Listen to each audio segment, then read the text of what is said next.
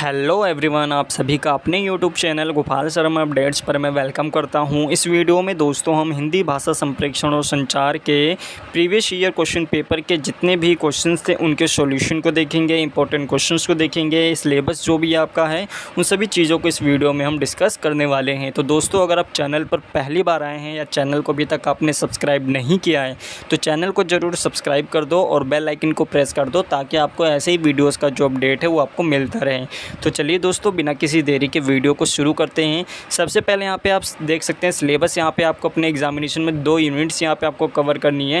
पहली जो यूनिट है वो आपका संप्रेषण सामान्य परिचय है, जिसमें संप्रेषण की अवधारणा, इसकी प्रक्रिया, इसके विविध उपागम और इसकी संचार, संप्रेषण संचार क्या है, इनका मतलब क्या होता है। इसके अलावा जो सेकेंड यूनिट है ये आपका संप्रेषण और संचार के जो विविध रूप हैं कि हम जो संप्रेषण करते हैं वो किस तरह से हम कर सकते हैं, कौन कौन से यहाँ पे डिफरेंट तरीके हैं जिनके ज़रिए हम यहाँ पे संप्रेषण करते हैं। तो ये आपका पूरा सिलेबस हो गया। अब यहाँ पे कुछ इंपॉर्टेंट क्वेश्चंस कह लीजिए या प्रीवियस ईयर क्वेश्चंस कह लीजिए, उन सभी के यहाँ पे आपको सॉल्यूशंस जो हैं देखने को मिलेंगे। तो पहला जो क्वेश्चन है ये हैगा आपका कि संप्रेषण का अर्थ क्या है, और ये आपको स्पष्ट करते हुए बताना है, संप्रेषण को स्पष्ट करते हुए बताना है कि इसकी प्रक्रिया क्या है, इसके महत्व क्या है। तो आपके एग्जामिनेशन में संप्रेषण से एक क्वेश्चन ज़रूर पूछेगा, इसके मतलब से, इसकी परिभाषा से लेके इसकी प्रक्रिया, इसकी महत्व को, ये सारे क्वेश्चन आपके एग्जामिनेशन में पूछे जा सकते हैं। तो पहला क्वेश्चन जो कि संप्रेषण को हम कम्युनिकेशन के नाम से भी जानते हैं। संप्रेषण का एक सिंपल सा मतलब होता है कि किसी दूसरे व्यक्ति से बात करना या किसी से हम संचार कर बात करते हैं। अब ये जो बात होती है या जो हम किसी से वार्तालाप करते हैं ये किसी भी तरीके से हो सकती है, चाहे वो विचारों के थ्रू हो, भावनाओं के थ्रू हो, सूचनाओं के थ्रू हो। तो ये जो माध्यम है, कई सारे माध्यम हो सकते हैं संप्रेषण करने के लिए। अब यहाँ पर संप्रेषण का अर्थ यहाँ पर आपको लिखना है कि संप्रेषण शब्द जो है अंग्रेजी के कम्युनिकेशन, हिंदी शब्द के हिंदी रूपांतरण आप देखेंगे तो इसका जो उत्पत्ति जो है ये लैटिन भाषा के शब्द से हुई है, जिसका अर्थ क्या होता है, साझा करना यानी शेयर करना। सामान्य शब्दों में अगर संप्रेषण का अर्थ समझा जाए तो इसका सिंपल सा मतलब ये होता है कि अपने विचारों को, अपनी सूचनाओं को, अपने भावनाओं को, संदेशों को, ज्ञान को, अनुभवों को किसी एक व्यक्ति से दूसरे व्यक्ति या किसी दूसरे समूह तक या किसी एक समूह तक उनका आदान प्रदान करना, ताकि जो कुछ भी हम कहना चाहते हैं, समझना चाहते हैं, वो एक व्यक्ति दूसरे व्यक्ति की भावनाओं को, उसके जो भाव उसको अच्छी तरह से समझ सके। और ये केवल हम बोलने या सुनने की क्षमता के ऊपर निर्भर नहीं करता। और जो संप्रेषण है इसके कई सारे प्रकार भी यहाँ पे हो सकते हैं या माध्यम कह सकते हैं। अब संप्रेषण की परिभाषा आपको एग्जामिनेशन में ज़रूर लिखनी है।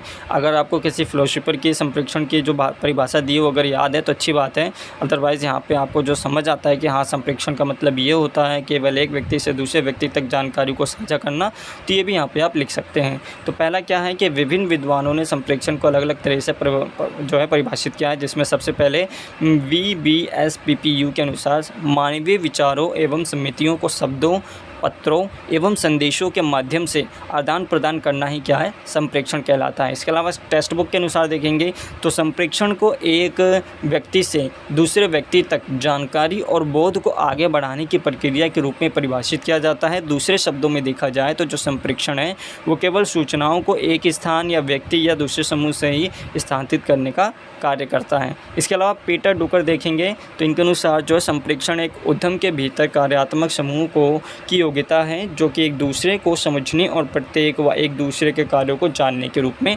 वर्णित करता है। तो यहाँ पे सबसे अच्छी जो डेफिनेशन मुझे लगी, सबसे छोटी जो लगी है वो यहाँ पे VBSPPU की लगी है। इनके यहाँ पे एक लाइन के आप डेफिनेशन याद करके लिख सकते हैं। और इसके बाद यहाँ पे संप्रेषण के बारे में आप अपनी भाषा, अपनी लैंग्वेज में, अपनी भाषा में जो यहाँ पे लिख सकते हैं कि संक्षेप में संप्रेषण एक द्विमार्गी प्रक्रिया है जिसमें जो संदेश भेजने वाले यानी प्रेषक और संदेश प्राप्त करने वाले यानी प्राप्तकर्ता दोनों शामिल होते हैं, और संदेश का सही अर्थ में आदान प्रदान होना आवश्यक है। अब यहाँ पे जो है संप्रेषण की प्रक्रिया आपको बताएगी कि संप्रेषण की प्रक्रिया कैसी होती है, क्या इसका साइकिल रहने वाला है, प्रोसेस क्या रहेगा, ये यहाँ पे बताया गया है। संप्रेषण जो होता है दोस्तों एक चक्रीय प्रवाह होता है। ऐसा नहीं है कि यहाँ पे आपने एक बार कुछ भी बोलना शुरू किया बिना उसको कुछ समझा अगर आप आगे फॉरवर्ड करते हैं फिर फीडबैक, ऐसा कुछ नहीं होता। ये एक जो है साइकिल चक्रीय प्रक्रिया होती है, यानी ये लगातार जो है चलती रहती है, जिसमें यहाँ पर आप देखेंगे कि एक प्रेषक जो कोई भी यहाँ पर भेजने वाला होता है प्रेषक, उससे यहाँ पे शुरू होकर जो संदेश को समझने और जो फीडबैक तक दोनों प्रेक्षक को समाप्त होती है, यानी जब तक मान लीजिए जब तक मैं यहाँ पे आपको कुछ भी समझा रहा हूँ, अगर वो आपको समझ नहीं आता है तो उस कम्युनिकेशन का या इस संप्रेषण का कोई भी मतलब नहीं है। जब तक मैं यहाँ पे आपको कुछ समझाऊंगा नहीं और आप उसे समझेंगे नहीं और मुझे अच्छा फीडबैक नहीं मिलेगा, तब तक इसका कोई फ़ायदा संप्रेषण का नहीं है। तो संप्रेषण की पूरी प्रक्रिया होने के लिए क्या क्या ज़रूरी है कि एक तो सबसे पहले यहाँ पे प्रेषक, प्राप्तकर्ता और जो हम संदेश भेजेंगे उनकी प्रतिक्रिया यानी फीडबैक के रूप में जो है ये संप्रेषण की पूरी प्रक्रिया होती है। जब तक फीडबैक ना मिले या ना दिया जाए तब तक यहाँ पे उस संप्रेषण की प्रक्रिया समाप्त नहीं होगी। अब यहाँ पे जो सेंडर होता है ये वह व्यक्ति होता है जो कि संदेश भेजता है, अपने विचारों को, अपने भावों को, अपनी जानकारी को आपको बताता है। इसके अलावा मैसेज, संदेश के बारे में आपको पता ही है, वह जानकारी या विचार या भाव जो भी हम प्रेषक दूसरों तक पहुँचाना चाहता है वो क्या होता है, संदेश होता है। एनकोडिंग, एनकोडिंग में यहाँ पे प्रेषक जो होता है सबसे पहले जो संदेश को भेजता है, चाहे वो संकेतों के द्वारा भेजे, शब्दों के द्वारा भेजे, प्रतीकों के द्वारा भेजे, तो जिस किसी में प्राप्तकर्ता उनको समझ सकता है उसमें यहाँ पे आपको सेंड करना होता है। फिर माध्यम, यहाँ पे हम चैनल चूज़ करते हैं कि जो हम संदेश भेज रहे हैं उसका तरीका क्या होना चाहिए, किस माध्यम से जाना चाहिए, चाहे वो बातचीत हो, फ़ोन कॉल के थ्रू हो, लिखित में पत्र, ईमेल, रिपोर्ट दे सकते हैं आप, शाब्दिक में इशारे, चेहरे के भाव से माध्यम यहाँ पे हम यूज़ कर सकते हैं। डिकोडिंग, यहाँ पे डिकोडिंग में जब प्राप्त करता उस संदेश को प्राप्त करता है तो उसको समझने का यहाँ पे प्रयास करता है और प्राप्त करता वह व्यक्ति होता है जो संदेश प्राप्त करता है। इसके अलावा प्रतिपुष्टि यानी फीडबैक देता है, प्राप्त करता उस संदेश को समझ लेता है, उसकी जो प्रतिक्रिया होती है वो फीडबैक के रूप में आगे यहाँ पे देखने को मिलती है कि हाँ जो सेंडर ने सेंड किया है वो एंड जो रिसीवर उसको अच्छी तरह से समझ आ गया है। नॉइज़ या फिर बैरियर या फिर शोर, संप्रेषण प्रक्रिया में आने वाली कोई भी बाधा, चाहे वो संदेश को एक जगह से दूसरी ले जाने के लिए हो, चाहे वो तेज़ हवा या जैसे पूर्वाग्रह या कोई भी गलत शब्द का जो हम चुनाव करते हैं, तो सारे के सारे क्या होते हैं, बैरियर्स होते हैं। अब यहाँ पे संप्रेषण का महत्व बताया गया है कि आप यहाँ पे खुद लिख सकते हैं, समन्वय और सहयोग में जो है संप्रेषण का काफ़ी इम्पोर्टेंस रहता है। जब तक आप किसी से संप्रेषण या बातचीत नहीं करेंगे तब तक आपको उसका समन्वय या कोऑर्डिनेशन या सहयोग जो है प्राप्त नहीं हो पाएगा। इसके अलावा सूचना का आदान प्रदान करने में संप्रेषण की एक इम्पोर्टेंस रहती है। संबंध निर्माण करने में, मेकिंग रिलेशनशिप करने में जो है यहाँ पे आप सभी का संप्रेषण एक इम्पोर्टेंस रोल निभाता है। निर्णय लेने में जो है संप्रेषण एक महत्वपूर्ण भूमिका अदा करता है। इसके अलावा समस्या समाधान है, प्रेरणा और मनोबल है, गलतफहमियों को दूर करता है, विकास और प्रकृति के रूप में काफ़ी अच्छा कार्य करता है, व्यक्तिगत अभिव्यक्ति को व्यक्त करता है। और इसके अलावा संप्रेषण हमारे जीवन का जो है एक आधार भी है। बिना संप्रेषण के हम कुछ भी अपनी भावनाओं को, अपने विचारों को व्यक्त नहीं कर सकते। तो पूरा आपका संप्रेषण हो गया। ठीक इसी तरह से सेकंड क्वेश्चन देखेंगे। सेकंड क्वेश्चन में आयाम से आपके क्वेश्चन, जो आयाम से संप्रेषण के आयाम हैं, इनसे ज़रूर आपके एग्जामिनेशन में क्वेश्चन पूछा जाएगा और हो सकता है वो किसी भी एक फिलोसोफर या उसका नाम लेके यहाँ पे बता दिया जाए। तो अपने जो संप्रेषण के यहाँ पे आयाम दिए गए होंगे, आई थिंक 6 दिए होंगे, उनको यहाँ पे अच्छी तरह से करके जाइएगा, जिसमें यहाँ पे आपका हैरोल्ड रोसवेल है। तो दोस्तों क्वेश्चन नंबर सेकंड है कि संप्रेषण के आयाम को समझाते हुए जो हैरोल्ड हैं उनके हैरोल्ड लोसवेल के जो दृष्टिकोण था संप्रेषण को लेकर, उनके द्वारा यहाँ क्या कहा गया है संप्रेषण के आयाम को लेकर, वो यहाँ पे आपको एक्सप्लेन करना है। सबसे पहले यहाँ पे संप्रेषण को आपको डिफाइन कर देना है कि संप्रेषण क्या है, इसके कितने आयाम हैं। उसके बाद यहाँ पे संप्रेषण के आयाम को आपको बताना है कि संप्रेषण के जो आयाम हैं ये कई प्रकार के होते हैं और संप्रेषण को काफ़ी प्रभावित भी करते हैं। जो कि यहाँ पे आप देखेंगे सबसे पहला जो है ये आपका विषय या सामग्री आयाम है, जो कि कंटेंट एंड सब्जेक्टिव डायमेंशंस हैं। ये संप्रेषण के क्या भाग से संबंधित होता है, जिसमें यानी संदेश के वास्तविक जानकारी, इसके तथ्य, इसके विचार, इसकी भावनाओं को व्यक्त करता है कि जो हमने संदेश भेजा है उसका मतलब क्या, उसमें जानकारी क्या, उसके मतलब, उसके विचार, इसके तथ्य या इसके भाव क्या हैं, ये इसका क्या मतलब से समझाता है।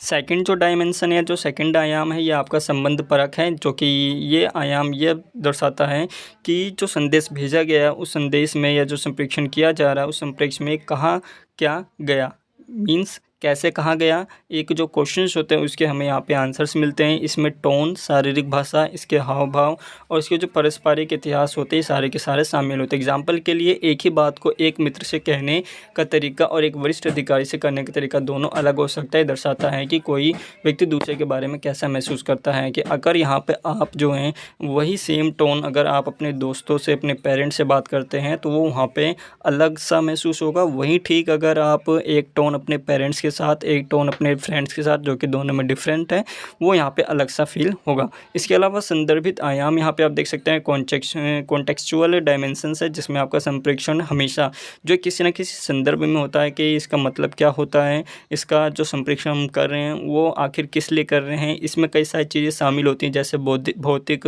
संदर्भ है कि जो स्थान है इसके बारे में पता चलता है, सामाजिक स्थान संदर्भ है जिसमें हम सामाजिक जो कर्मचारी हैं या फिर जो सामाजिक भूमिकाएं होती हैं, जैसे जो कि बॉस, कर्मचारी है, माता पिता, बच्चे, सामाजिक कुछ कर्तव्य होते हैं।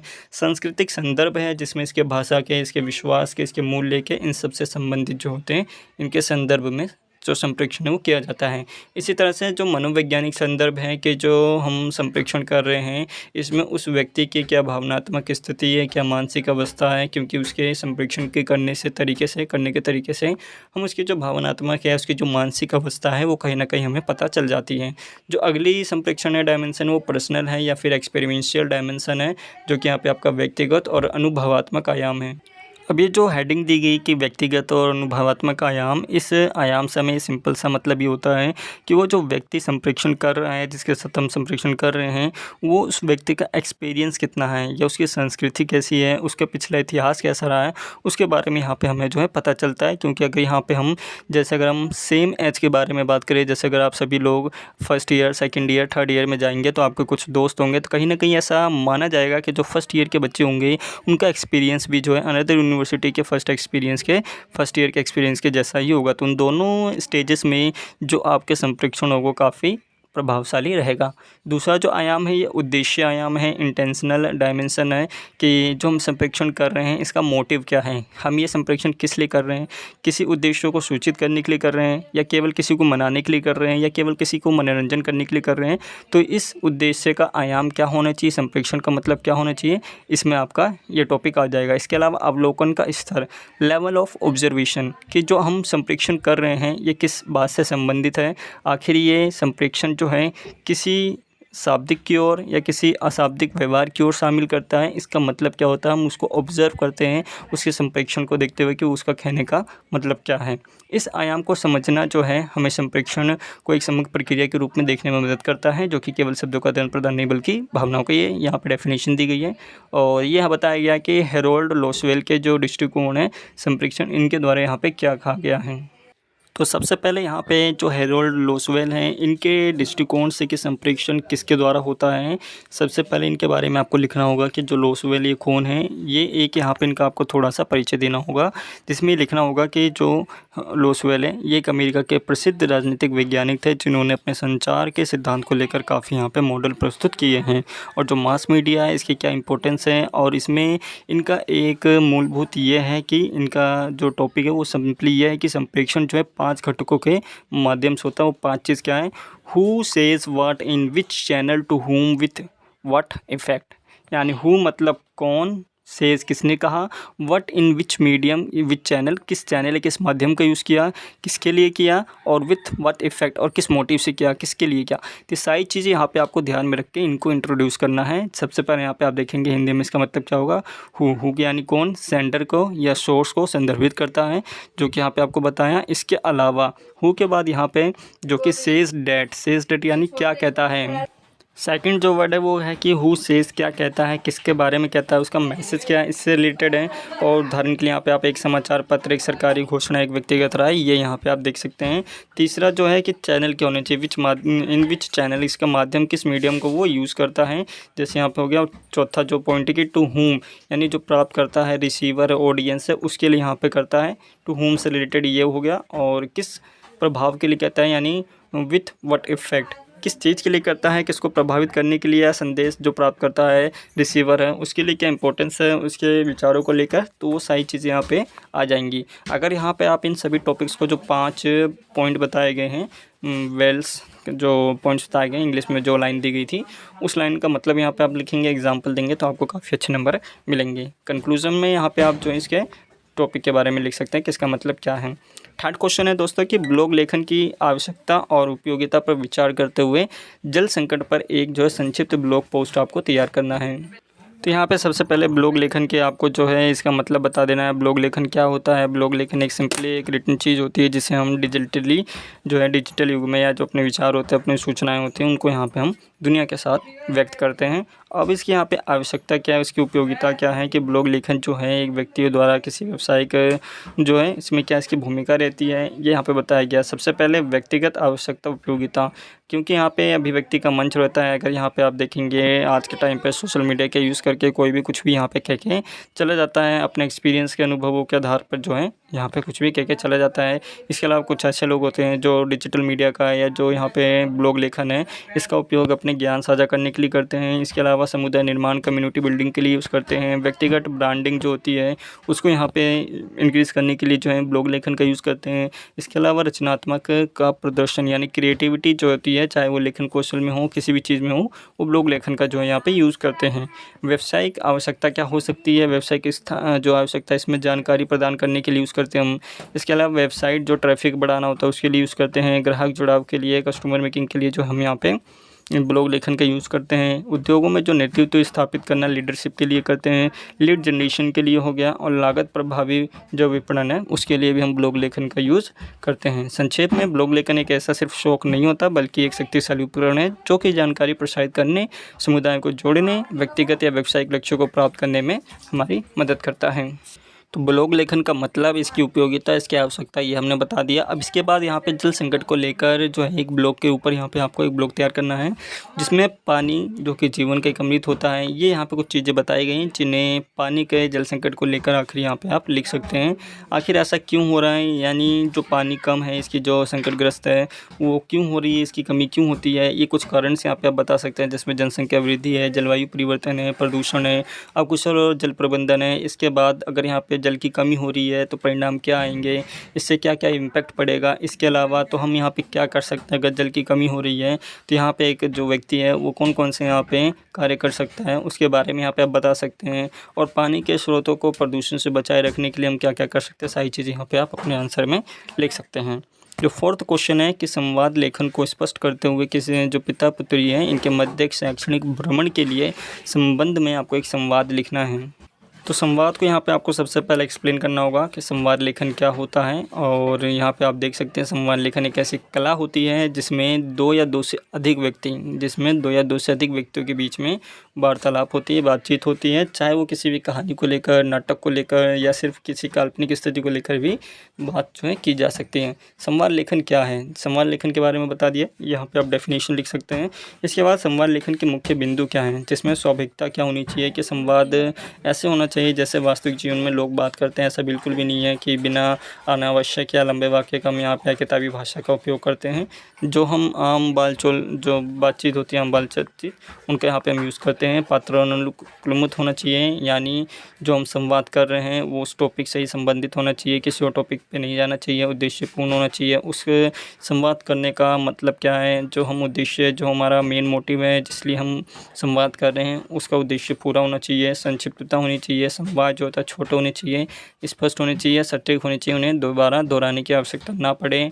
भावों का प्रदर्शन करने के लिए हम संवाद का यूज़ करते हैं। इसके अलावा विराम चिन्हों का सही प्रयोग होना चाहिए। गतिशीलता होनी चाहिए। संवाद लेखन हमें जो है भाषा पर पकड़ बनाने के लिए काफ़ी इंपॉर्टेंट रोल होता है। अब यहाँ पे आप देख सकते हैं एक संवाद दिया गया है जिसमें पिता और पुत्री के संवाद दिया गया। पुत्री का नाम इसमें साक्षी है। अब यहाँ पे आप जो है पुत्री का नाम कुछ भी लिख सकते हैं। तो कुछ यहाँ पे सबसे पहले यहाँ पे आपको क्या करना होगा, पिता हो गया, पिता का नाम, पुत्री का नाम। पुत्री अगर किसी क्लास में पढ़ रही है, क्योंकि भ्रमण जा रहे हैं तो स्कूल में जाएंगे और 6ठी से 12वीं तक के जाते हैं, तो यहाँ पे आप लिख सकते हैं। और जो यहाँ पे कहीं पर भी बात या जो संवाद होगी उसका यहाँ पे आप स्थान भी लिख सकते हैं, चाहे वो खाने का टाइम हो, सोने का टाइम हो, सुबह हो, कहीं पे भी आप एक जो है जिसमें पिता पुत्री आराम से बैठ के बात कर सके वो यहाँ पे आप लिख सकते हैं। उसके बाद यहाँ पे आप जनरल टॉक्स लिख सकते हैं। जैसे आपको पता है हमारे स्कूल से इस बार शैक्षिक भ्रमण की योजना बनाई है और यहाँ पे पिता कहते हैं कि बहुत अच्छी खबर है, कहाँ जाने का विचार है। तो इस तरह का कुछ जो है आप आराम से संवाद लिख कर और लास्ट में यहाँ पे आप सभी को उनका जो सॉल्यूशन होगा कि हाँ पिताश्री ने माने या नहीं माने, वो भी यहाँ पे आप लिख सकते हैं। फिफ्थ क्वेश्चन है कि संपादकीय की विशेषता बताते हुए जो राजनीतिक और माफिया है इसका अंतर संबंध विषय पर संपादकीय आपको लिखना है। तो पाँचवें क्वेश्चन में सबसे पहले आपको संपादकीय का मतलब क्या होता है कि एडिटोरियल का मतलब क्या होता है, ये यहाँ पे आपको बताना होगा। संपादकीय एडिटोरियल का सिंपल सा मतलब ये होता है, इसके अंदर जो हमारे अखबार होते हैं या जो संपादक या संपाद होता है उसमें सामाजिक मुद्दे, उसकी घटना या जो विषय वस्तु हुई उसके बारे में प्रस्तुत करना, किसी भी चाहे वो सोशल मीडिया के थ्रू हो या फिर न्यूज़पेपर के थ्रू हो, वो यहाँ पे आपको समाज के लोगों को बताना, ये एक संपादकीय एडिटोरियल का यहाँ पे मेन मोटिव होता है। इसमें केवल सूचना देना नहीं होता, जो यहाँ पे एडिटोरियल जो उसने सूचना जो विषय वस्तु बताई है किसी भी माध्यम से, उसके ऊपर चिंतन करना भी एक एडिटोरियल के रूप में देखा जाता है। अब यहाँ पे संपादकीय की मुख्य विशेषताएँ क्या हैं, जिसमें सबसे पहले क्या है कि विषय की स्पष्टता होती है। जो भी यहाँ पे हम एडिट करना चाह रहे हैं या जो भी हम छापना चाह रहे हैं, संपादकीय का जो भी विषय हो वो एकदम स्पष्ट होना चाहिए, हर किसी को समझ आना चाहिए। वस्तुनिष्ठता के साथ राय भी होना चाहिए। अगर यहाँ पे संपादकीय केवल उस चीज़ को, उस सामाजिक मुद्दों को केवल अगर छाप देता है तो उसमें केवल उतने व्यक्ति ध्यान से नहीं देखते। अगर हम जो संपादक है अगर वो अच्छी तरह से उस विषय वस्तु के बारे में अपनी राय, अगर लोगों की राय उनके ऊपर अच्छी तरह से लिखता है, दृष्टिकोण जो भी होता है उसका, वो कहीं ना कहीं अलग व्यक्तियों को भी प्रभावित करता है। तर्कपूर्ण और विश्लेषण होना चाहिए। जो मुद्दा है उसको अच्छी तरह से पड़ताल करके, बिना अपने भाव के, बिना किसी विश्लेषण के उसे जो एडिटर को नहीं करना चाहिए। और निष्पक्षता और संतुलन होना चाहिए, भ्रम की स्थिति बिल्कुल भी नहीं होनी चाहिए। इसके अलावा प्रभावशाली जो है भाषा का यूज़ करना चाहिए, जिससे हम आराम से हर एक व्यक्ति उसे समझ सके, उसके ऊपर अच्छा इम्पैक्ट डाल सके। संक्षिप्तता और सारगर्भिता होनी चाहिए, यानी अनावश्यक विस्तार से बचते हुए, यानी बिना किसी, जो हम कहते हैं कि कम शब्दों में उसका अच्छी तरह से प्रभाव डालना, एक संक्षिप्त और सारगर्भिता होनी चाहिए। इसके अलावा समाधानोन्मुख दृष्टिकोण होना चाहिए। अक्सर जो संपादकीय होते हैं ये केवल समस्याएं नहीं गिनाते, बल्कि उनके संभावित समाधान सुधार के सुझाव भी जो हैं प्रस्तुत करते हैं। तो उसके कुछ सॉल्यूशंस होते हैं सामाजिक मुद्दों के, वो भी यहाँ पे बताने चाहिए। जनता को जागरूक करना चाहिए। और एक संपादकीय एक अखबार की आत्मा होता है, और इसका जो विचारधारा है, जो सामाजिक सरोकार होते हैं, वो व्यक्तियों को काफ़ी प्रभावित भी करते हैं। अब संपादकीय जो है कि राजनीति और जो माफिया का अंतर संबंध है, इसके ऊपर क्या इम्पैक्ट डालता है वो यहाँ पे आपको बताया गया है। क्योंकि आपको पता ही है कि अगर एक संपादक अगर किसी भी चीज़ के बारे में अखबारों में अच्छी तरह से और स्पष्ट सही ढंग से नहीं छापेगा, तो कहीं ना कहीं जो हमारी जनता होती है वो जागरूक नहीं होती है उनके बारे में, या चाहे कह लीजिए माफिया कह लीजिए, किसी भी चीज़ के बारे में जो है वहाँ पे बात को समझ नहीं पाता है। तो काफ़ी इंपॉर्टेंट रोल होता है एक संपादक का किसी भी समाज में। वो सारी चीज़ें यहाँ पे आपको लिख देना है कि किस तरह से ये सारी चीज़ें होने वाली हैं। इसके अलावा जो नेक्स्ट क्वेश्चन है पूरा यहाँ पे आप देख सकते हैं। नेक्स्ट क्वेश्चन है कि कूड़ा निस्तारण और शहरी विषय पर जो सर्वेक्षण है उसके ऊपर आधारित एक रिपोर्ट तैयार करनी है। सबसे पहले यहाँ पे आपको एक रिपोर्ट तैयार करने से पहले यहाँ पे आपको शहरीकरण में जितने भी घटनाएं होती हैं जनसंख्या को लेकर, या फिर जो कूड़ा निस्तारण है, कूड़ा के इतना इंक्रीज़ क्यों होता है, इसका क्या कारण हो सकता है, वो थोड़ी बहुत चीज़ें यहाँ पे आपको बता देनी है। इसके अलावा सर्वेक्षण का उद्देश्य क्या होता है कि सर्वेक्षण हम किस लिए कर रहे हैं। जाहिर सी बात है कि अगर हम सर्वेक्षण नहीं करेंगे तो जो हमारे पास डेटा आएगा वो आगे हम उसको रिलीज़ नहीं कर पाएंगे, और जिससे व्यक्ति जागरूक नहीं हो पाएंगे। इसके अलावा अपशिष्ट पृथक्करण की जो प्रथाएँ होती हैं उनका भी हम पालन नहीं कर पाएंगे। और सर्वेक्षण की कार्यप्रणाली क्या होती है, कार्यप्रणाली यहाँ पे आपको लिख देनी है, जिसमें आपके सारी चीज़ें जो हम सर्वेक्षण करते हैं, कहाँ गए, कौन से डेटा या कौन से एरिया में गए, वो सारी चीज़ें यहाँ पे आपको लिख देनी है। लास्ट में सर्वेक्षण के जो प्रमुख निष्कर्ष होते हैं उसके बारे में यहाँ पे आपको लिखना है कि कूड़े की बढ़ती मात्रा, इसका जो कूड़े की मात्रा वो क्यों बढ़ रही है, इसका क्या कारण हो सकता है। इसके अलावा जो कूड़ा है या जो अपशिष्ट है इसको हम किस तरह से पृथक्करण कर सकते हैं, अलग रख सकते हैं, क्या क्या चीज़ें होती हैं। यहाँ पे आप 3R के बारे में लिख सकते हैं, और किस तरह से हम लोगों को जागरूक कर सकते हैं। सारी चीज़ें यहाँ पे आप एक रिपोर्ट तैयार करके अपने आंसर में काफ़ी अच्छे तरीके से लिख सकते हैं। इसके अलावा क्या चुनौतियाँ आती हैं, चुनौतियों के बारे में लिख सकते हैं। क्या सुझाव देना चाहेंगे अपने बारे में आपकी तरफ से, वो यहाँ पे लिख सकते हैं। लास्ट में आपको निष्कर्ष लिख देना है। सातवां क्वेश्चन है कि ब्लॉग लेखन को परिभाषित आपको करना है कि ब्लॉग लेखन क्या है, और ब्लॉग लेखन को प्रभावित करते हुए भी आपको एक ब्लॉग लिखना है। यहाँ पे एक मिस्टेक हो गई, यहाँ पे ब्लॉग आएगा, ब्लॉग नहीं आएगा, तो यहाँ पे आपको एक ब्लॉग लिखना है। और ब्लॉग लेखन का सिंपल सा मतलब ये होता है ब्लॉग राइटिंग, जिसमें एक ऐसी प्रक्रिया होती है जिसमें एक व्यक्ति या कोई भी संगठन अपने जो भाव होते हैं, रुचियाँ होती हैं, उनको यहाँ पे ऑनलाइन साझा करता है। वो किसी भी प्लेटफॉर्म का यूज़ कर सकता है, चाहे वो लेख का हो, चित्र हो, वीडियो का हो, अन्य मल्टीमीडिया कोई भी सोशल मीडिया का यहाँ पे यूज़ करके जो है ब्लॉग पोस्ट बना सकता है। अब यहाँ पे इसकी परिभाषा पढ़ सकते हैं। यहाँ पे ब्लॉग लेखन एक ऑनलाइन प्लेटफॉर्म होता है जिसमें कोई भी व्यक्ति अपने विचारों को, सूचनाओं को, अनुभवों को, अपनी राय को नियमित रूप से जो है प्रकाशित करता है। और एक व्यक्ति जो कि डायरी, पत्रिका या समाचार पत्रों के रूप में कार्य करता है, लेकिन ये दायरा काफ़ी व्यापक होता है। जो हम ब्लॉग लेखन करते हैं इसमें जो अन्य जो व्यक्ति होते हैं जिसमें डायरी, पत्रिका या समाचार पत्र लिखते हैं, उनके जो कंपैरिजन में देखेंगे तो जो डिजिटल वाला एरिया होता है, डिजिटल ब्लॉग राइटिंग, ये काफ़ी व्यापक होता है। और ब्लॉग पोस्ट जो होता है किसी विशिष्ट विषय या किसी विशिष्ट जानकारी को प्रदान कर सकते हैं। इसके अलावा यहाँ पे जो संवाद होता है वो स्थापित करने के लिए भी हम इसका यूज़ करते हैं। संक्षेप में ब्लॉग लेखन के बारे में यहाँ पे बता सकते हैं। ब्लॉग लेखन का उदाहरण यहाँ पे आपको देना है कि एक काल्पनिक ब्लॉग जो है पोस्ट दिया गया है जो कि ब्लॉग विषय पर ही है। और डिजिटल दुनिया में आपकी आवाज़, ये ब्लॉगिंग क्यों ज़रूरी है, तो ये यहाँ पे आपको लिख देना है कि डिजिटल दुनिया में जो है अगर कोई भी व्यक्ति या डिजिटल कोई भी व्यक्ति अपनी आवाज़ को नहीं उठाता है तो उसके जो अधिकार होते हैं कहीं ना कहीं वो सारी चीज़ यहाँ पे आप बनाकर लिख सकते हैं। अब ब्लॉगिंग क्यों करें, ब्लॉगिंग करने का मतलब क्या होता है, क्या ये केवल एक शौक़ होता है या इसके क्या फ़ायदे होते हैं, क्या नुकसान होते हैं, क्या व्यक्ति अपनी जो भाव होता है उसको यहाँ पर व्यक्त नहीं कर पाता, ये सारी चीज़ यहाँ पर आप लिख सकते हैं। इसके कुछ पॉइंट्स हैं जैसे कि व्यक्तिगत ब्रांड जो होते हैं बनाए रखने के लिए, अपनी उपस्थिति को, अपने जो ऑनलाइन प्रेजेंस होते हैं उसको यहाँ पर जागरूक करने के लिए, समुदाय से जुड़ने के लिए, इसके अलावा लेखन कौशल में सुधार करने के लिए, आयोजित करने के लिए भी जो हम लोग यहाँ पे करते हैं। इसके अलावा कैसे कर सकते हैं, इसकी हम शुरुआत कैसे कर सकते हैं, इसके यहाँ पे एक विषय चुनना होता है। सबसे पहले कुछ स्टेप्स हैं कि आपको एक टॉपिक चुनना होगा कि आखिर आपको लिखना किसके बारे में है। उसके बाद एक प्लेटफॉर्म चुनना होगा जिसमें आपका वर्डप्रेस है, ब्लॉगर है, वीएक्स है, वाईएक्स है, कुछ ऐसे प्लेटफॉर्म होते हैं जिनके ऊपर आप ब्लॉग लिख सकते हैं। और अपनी पहली पोस्ट किस तरह से लिखते हैं वो भी यहाँ पे काफ़ी इंपॉर्टेंट रोल करता है। और यहाँ पे आपको रेगुलरिटी दिखानी पड़ती है। ऐसा नहीं है आपने एक दिन लिखा, फिर 10 दिन छोड़ के फिर अगले दिन लिखते हैं, फिर 20 दिन छोड़ के अगले दिन लिखते हैं। यहाँ पे आपको नियमित रूप से जो है लिखना पड़ता है। इसके अलावा उसका प्रचार भी करना होता है। जब तक आप उसका एडवर्टाइजमेंट नहीं करेंगे ईमेल के थ्रू, सोशल मीडिया के थ्रू, तब तक उसका कोई फ़ायदा नहीं है।